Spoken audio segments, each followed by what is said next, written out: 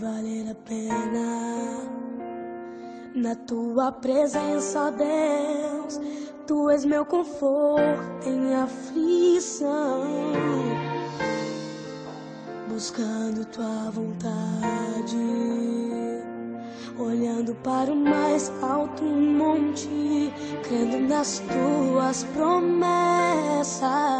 Em quarto escuro, sozinho no mundo, sem visão do futuro, o Senhor faz raiar a luz e ao caminho conduz.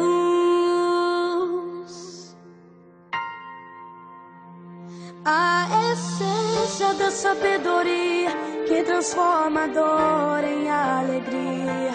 Eu vejo um milagre acontecer na manifestação do teu poder. É o sobrenatural no mundo real, e do mais alto monte eu posso ver que nada pode me deter, pois tua graça e o teu amor vão me guiar.